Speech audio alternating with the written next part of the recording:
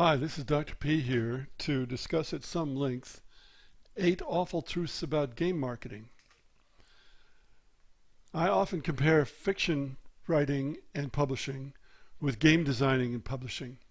They're similar creative efforts in many ways, especially in tabletop and in the lower ends of video games where you can have one person creating or at least designing a game. In big video games, there's a team orientation that makes there be less comparison with fiction writing where you almost always have one author or a few authors. So, while I was trying to find out what the average nonfiction book sells over a lifetime, I ran across 10 awful truths about book publishing written by the president of Barrett Kohler Publishers in late September 2016. It's about books, but if you change a few words, most of it, 8 of the 10 points, is also about games. Games face the same problems for much the same reasons. So I'm going to list the 10 points and then talk about each one as they apply to games. I recommend you read the entire article. Now, I'm showing you these 10 truths. I'm not going to quote them here because I will individually.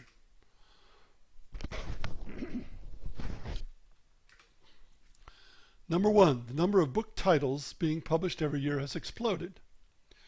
Well, that's probably even more true of games than of books.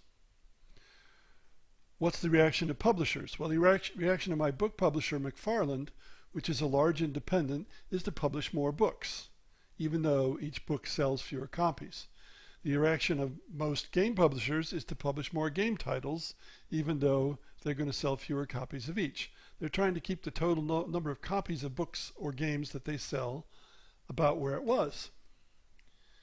Then we have the two that don't apply about the book industry. Number 2, book industry sales are stagnant despite the explosion of books published. And number 3, despite the growth of ebook sales, overall book sales are still shrinking. Well, in the game industry, overall sales, whether it's dollars or units, are rising. Downloadable games are the equivalent of ebooks, but ease of publishing, especially downloadable video games, makes them a prime source of growth. After all, most mobile games and most PC games are downloadable. Number 4, average individual book sales are shockingly small and falling fast. In games, that's true. Very true. Games that used to sell 90,000 might only sell 20,000. And those numbers are way above average. Think about the hundreds of self-published Kickstarter games. Often the Kickstarter has hundreds of backers, not thousands.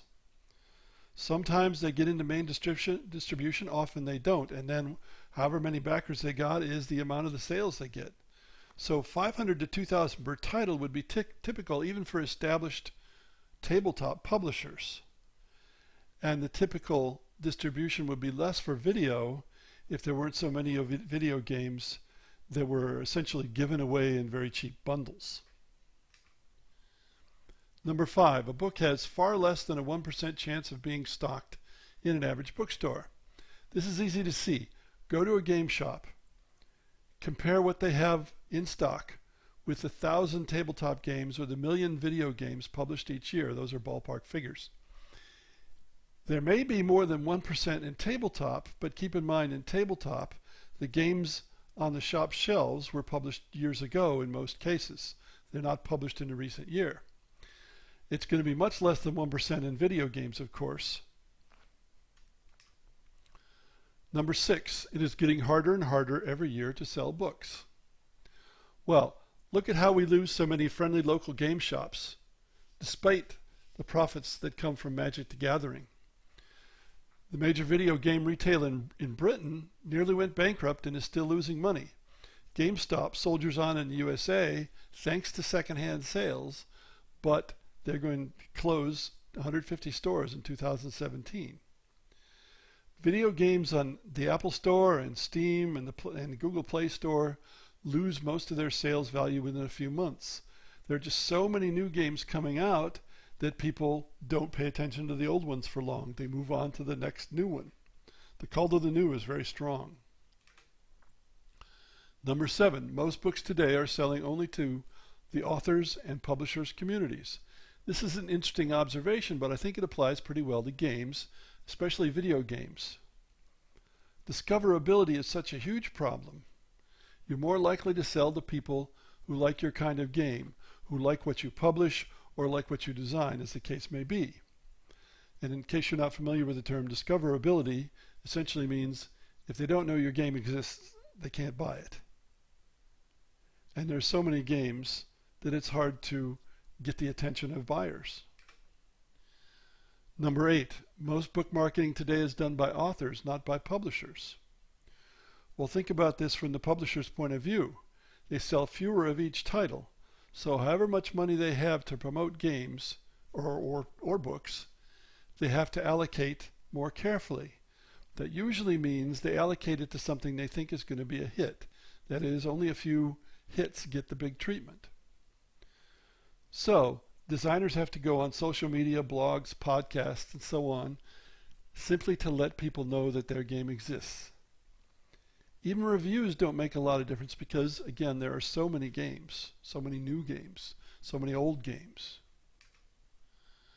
Number 9, no other industry except video games has so many new product introductions. I added except video games because the author was wrong here. He didn't include that. We have more product introductions in video games than in books. And more introductions means a bigger discoverability problem. 10. The book publishing world is in a never-ending state of turmoil. This may be more apparent in video than in tabletop games. Mid-level publishers of console games, and console games are the most profitable segment of video games, have just about disappeared. Either you're a big company making AAA games, or you're a much smaller company hoping that you get lucky and get a lot of attention. And developers move from one platform to another searching for some breathing space. The latest move is from mobile, the indie apocalypse, to PC. And then you have the relatively new virtual reality, which is coloring everything in video. Who knows what's going to happen? So the game publishing world is in a never-ending state of turmoil as well.